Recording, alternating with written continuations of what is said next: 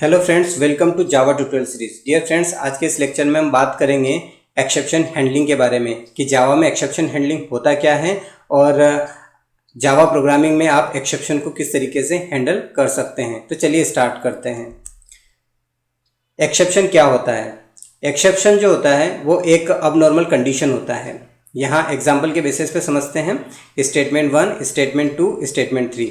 मान लीजिए कि स्टेटमेंट 2 पर एक्सेप्शन आता है, तो अब नॉर्मल कंडीशन ये होता है कि स्टेटमेंट 2 से पहले का कोड एग्जीक्यूट हो जाएगा, बट स्टेटमेंट 2 के बाद का कोई भी कोड एग्जीक्यूट नहीं हो पाएगा। तो ये जो कंडीशन बन रहा है ये अब नॉर्मल कंडीशन बन रहा है और इससे बचने के लिए ही हम एक्सेप्शन हैंडलिंग का प्रोसेस यूज़ करते हैं। एक्सेप्शन हैंडलिंग क्या है? एक्सेप्शन हैंडलिंग एक मैकेनिज्म है जो रन टाइम एरर को हैंडल करने के लिए यूज़ किया जाता है। कुछ रन टाइम एरर के नेम यहाँ पर दिए हुए हैं। Arithmetic exception, class cast exception, ऐसी और भी बहुत सारी रन टाइम एक्सेप्शन होती है जिनको आप एक्सेप्शन हैंडलिंग प्रोसेस की हेल्प से हैंडल कर सकते हैं। टाइप्स की बात करते हैं कि जावा में एक्सेप्शन के कितने टाइप्स होते हैं। जावा में एक्सेप्शन के 2 टाइप्स होते हैं, चेक्ड एक्सेप्शन और अनचेक्ड एक्सेप्शन। एक और अदर टाइप होता है एरर, बट उसको ओरेकल के अकॉर्डिंग हम अनचेक्ड एक्सेप्शन में ही गिनते हैं। अब ये चेक्ड एक्सेप्शन क्या होता है?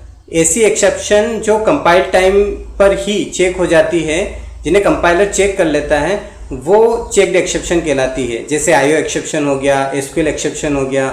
इस तरह की एक्सेप्शन कंपाइल टाइम पर ही चेक हो जाती है, इन्हें चेक्ड एक्सेप्शन कहा जाता है।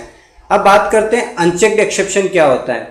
तो ऐसी एक्सेप्शन जिसे कंपाइलर चेक नहीं कर पाता और जो रन टाइम पर चेक होती है, वो एक्सेप्शन रन टाइम एक्सेप्शन कहलाती है या उन्हें अनचेक्ड एक्सेप्शन हम कहते हैं। अब एग्जांपल की बात करते हैं, कुछ रन टाइम एक्सेप्शन की बात करते हैं। तो अरिथमेटिक एक्सेप्शन हो गया, नल पॉइंटर एक्सेप्शन हो गया, अरे index out of bounds exception हो गया। ऐसी और भी बहुत सारी एक्सेप्शन जो हैं ये रन टाइम एक्सेप्शन कहलाती हैं, जो कंपाइल टाइम पर चेक नहीं होती हैं, जो रन टाइम पर आती है।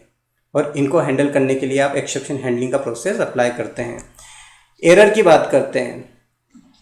कुछ ऐसी एरर जो इरिकवरेबल हो, जैसे कि out of memory error, virtual machine error, assertion error, इनको आप एक्सेप्शन में कैच नहीं कर सकते। इनको आपको थ्रोएबल में कैच करना पड़ेगा, क्योंकि ये सारी जो एक्सेप्शन हैं ये एरर के इनसाइड आती है और एरर जो है वो थ्रोएबल का चाइल्ड है।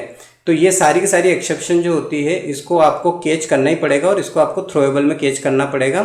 आगे आने वाले लेक्चर्स के इनसाइड विद एग्जांपल मैं आपको बताऊंगा। अब एक्सेप्शन को हैंडल करने के लिए जावा ने कौन से कीवर्ड्स दिए हैं? तो यहाँ पर जावा ने 5 कीवर्ड्स दिए हैं, ट्राई, कैच, थ्रो, थ्रोस और फाइनली। इनकी हेल्प से आप एक्सेप्शन हैंडलिंग की प्रोसेस को बेटर तरीके से अप्लाई कर सकते हैं। यहाँ पर हायरार्की की बात करते हैं। तो एक्सेप्शन की हायरार्की में सबसे टॉप पर जो होता है वो थ्रोएबल होता है, उसके जो चाइल्ड है एरर और एक्सेप्शन। एरर अभी अभी मैंने जिक्र किया था कि आउट ऑफ मेमोरी एरर हो गया। तो ये जो इरिकवरेबल एरर है ये एरर के इनसाइड आते हैं और इनको आपको केवल थ्रोएबल में ही कैच करना है, क्योंकि इनका पेरेंट थ्रोएबल है, तो ये थ्रोएबल में ही कैच होंगे। अब बात करते हैं एक्सेप्शन की। एक्सेप्शन के इनसाइड इसका जो चाइल्ड है वो रन टाइम एक्सेप्शन है और अदर जो है चेक्ड एक्सेप्शन, यानी कि जो कंपाइल टाइम पे एक्सेप्शन आती है, आईओ एक्सेप्शन हो गया, एसक्यूएल एक्सेप्शन हो गया। ये सारी चेक्ड एक्सेप्शन है जो एक्सेप्शन में कैच हो जाती है या फिर आप इनको फॉरवर्ड कर सकते हैं। और रन टाइम एक्सेप्शन की अगर हम बात करते हैं तो इनको आपको कैच करना ही पड़ता है, क्योंकि ये कंपाइल टाइम पर नहीं आती है, ये रन टाइम पर आती है। जैसे कि अरे index out of bound exception, arithmetic exception, etc. तो आगे आने वाले लेक्चर्स के इनसाइड विद एग्जांपल सबको हम स्टेप बाय स्टेप सीखेंगे। मिलते हैं नेक्स्ट लेक्चर में, तब तक के लिए बाय बाय।